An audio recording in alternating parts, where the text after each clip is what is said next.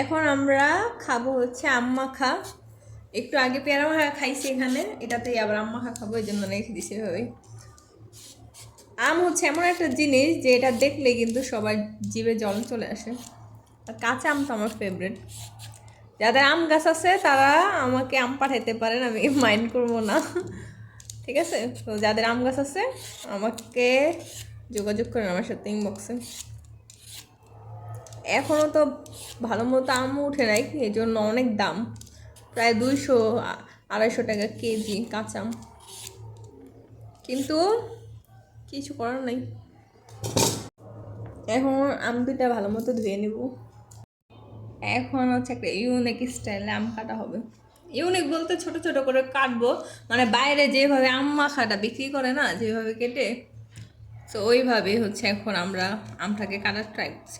মাঝখান দিয়ে একটু ফাড়া দিয়ে দিছি না তো বেশি লম্বা লম্বা হয়ে যায়।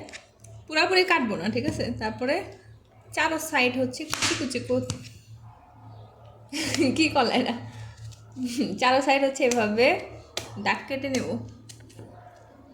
ভালো মতো।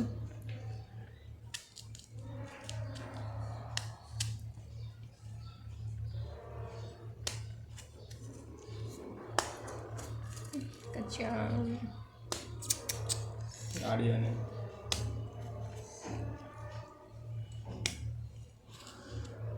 রাখবা কোথায়, এটাতে না ওইটাতে ডাইরেক্ট।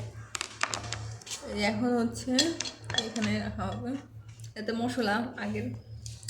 তো এই যে মামাদের মতো কাটা হচ্ছে, এটা আমি দেখছিলাম একবার খেতে গিয়ে, মামা এইভাবে কাটছিল।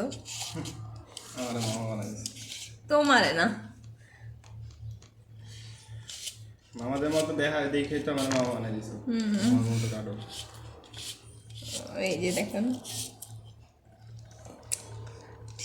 একটু আচ্ছা, খাই রাত নাই থাকবো। লবণ দিয়ে। এটা খুশি।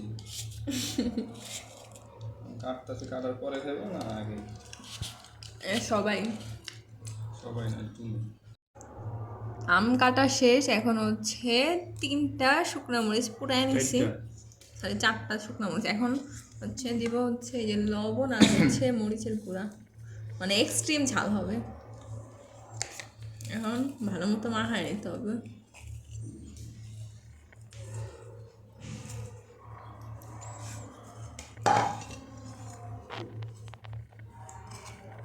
দেখাই তো যেতেছে না,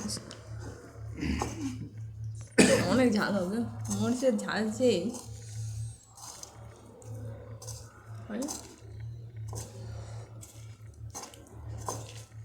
এইভাবে কিন্তু খেতেও ভালো লাগে। এই যে যদি এখন খাওয়া যায় এভাবে মাখায়, এটা অন্যরকম একটা স্বাদ লাগে। এখন দিব হচ্ছে কাসুন্দি,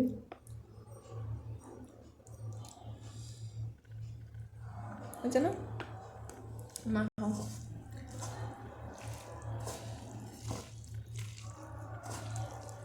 ফাইনালি আমাদের আম্মা শেষ। উফ, এত মজা হয়েছে কি বলবো। আমি জানি তোমাদের রোল পড়তেছে, তোমরা বাসায় ট্রাই করো, অনেক মজা। হুম, সেই